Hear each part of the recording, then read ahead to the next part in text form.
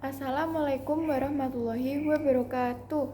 Perkenalkan, nama saya Biliana Safan Wanda, NIM 21B10077 dari Prodi Teknik Sipil. Nah, jadi sebelum saya akan menjelaskan, sebaiknya kita berdoa terlebih dahulu. Berdoa saya akan pimpin menurut agama saya, yaitu Islam. Baik, berdoa kita mulai. Ya Allah, ya Tuhanku, terima kasih atas nikmat yang Kau telah berikan. Ya Allah, terima kasih Engkau telah memberikan kesehatan. Pada kali ini saya bisa mengerjakan tugas dengan lancar, dengan baik. Semoga apa yang saya pelajari bisa bermanfaat. Amin, amin, ya rabbal alamin. Al-Fatihah. Auzubillahi minasyaitonirrajim. Bismillahirrahmanirrahim. Alhamdulillahirabbil alamin. Arrahmanirrahim. Maliki yaumiddin. Iyyaka na'budu wa iyyaka nasta'in. Ihdinas siratal mustaqim. Siratal ladzina an'amta 'alaihim ghairil maghdubi 'alaihim waladdallin. Amin, amin, ya rabbal alamin. Baik. Jadi, saya di sini akan menjelaskan tentang video yang telah saya lihat.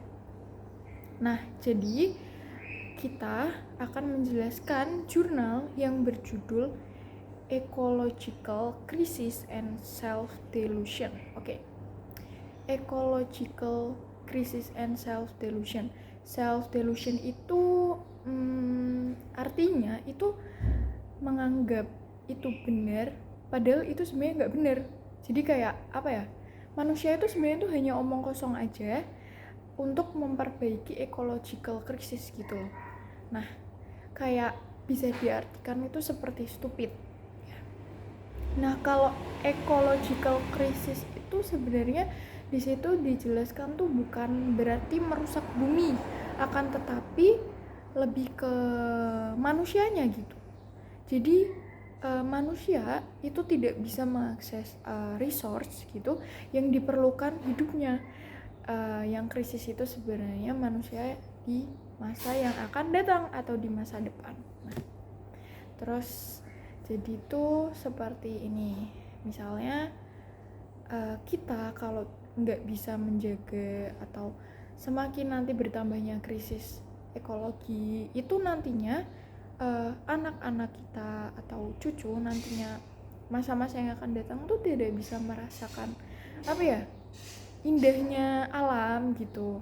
Kayak mungkin seperti ini contohnya, di sekarang itu daun itu bisa kita gunakan untuk obat-obatan. Nah, belum tentu nantinya 50 tahun ke depan atau berapa tahun ke depan itu hal seperti itu masih ada gitu. Bahkan mungkin itu udah punah gitu. Bahkan mungkin kayu-kayu atau ya keindahan alam tuh mungkin tuh udah tidak sebagus sekarang. Makanya kita sebagai manusia kita tuh harus bisa menjaga itu. Nah, lalu di video itu dijelaskan lagi ada pembahasan tentang ecological crisis and self-delusion, implication for the building sector, yang artinya implikasi bagi sektor bangunan. Nah, pada jurnal ini itu William Ayres mengatakan bahwa sektor pembangunan itu paling bertanggung jawab dalam krisis ekologi ini.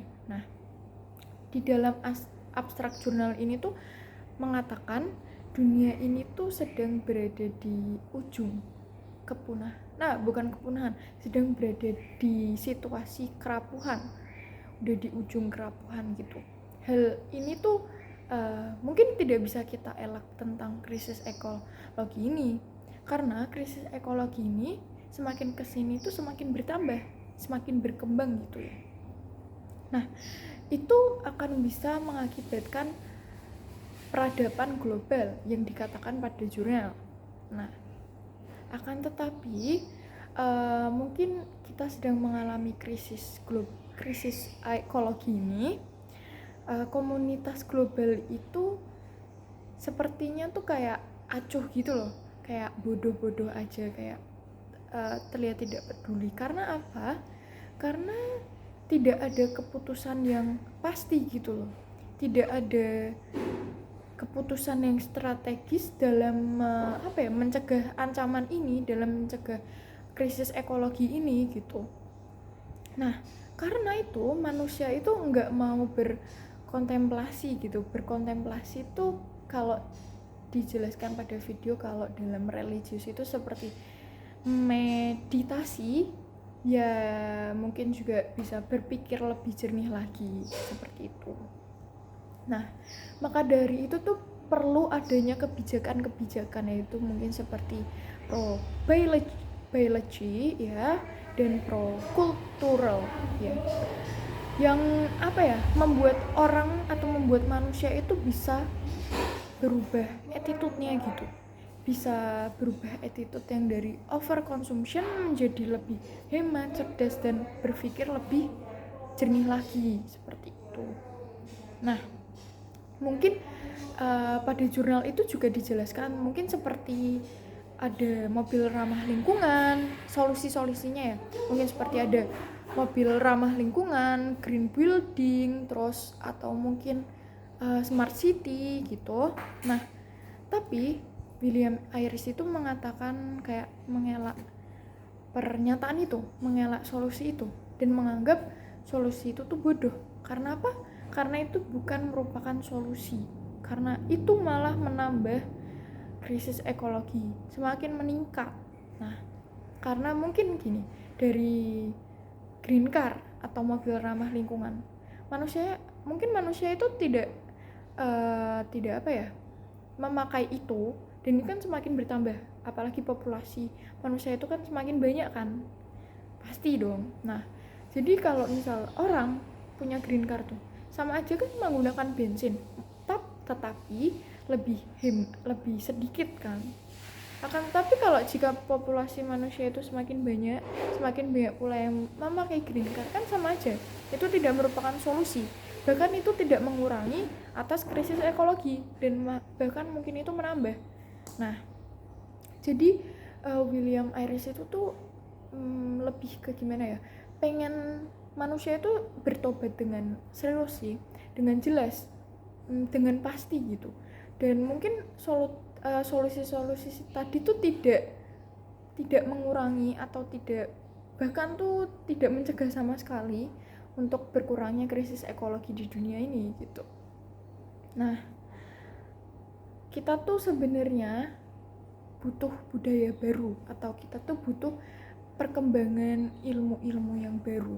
Bahkan mungkin dari agama itu juga harus menjelaskan atau mengajarkan sesuatu yang baru mengenai perlindungan lingkungan hidup seperti itu. Jadi sebenarnya tuh di sini tuh kita tuh harus punya solusi yang emang bener-bener mencegah terjadinya krisis ekologi gitu, buat nantinya, buat masa depan, biar tidak semakin meningkat, biar masa depan cucu-cucu atau anak-anak nantinya tuh bisa merasakan juga gitu keindahan alam.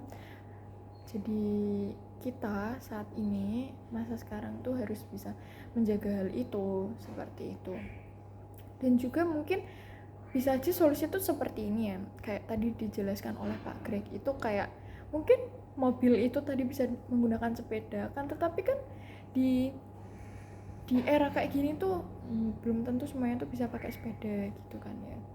Jadi di sini tuh kita lebih mencari solusi yang benar-benar jelas, solusi yang tepat untuk bisa mencegah krisis ekologi ini.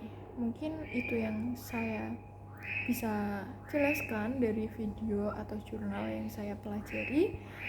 Mohon maaf jika ada kesalahan. Terima kasih. Sebelum saya tutup, saya akan mengakhiri dengan doa dengan Al-Fatihah juga. Oke, baik. Bismillahirrahmanirrahim. Alhamdulillahirabbil alamin, arrahmanirrahim, maliki yaumiddin. Iyyaka na'budu wa iyyaka nasta'in, ihdinas siratal mustaqim, siratal ladzina an'amta 'alaihim ghairil maghdubi 'alaihim waladdallin. Amin amin ya rabbal alamin. Terima kasih. Wassalamualaikum warahmatullahi wabarakatuh.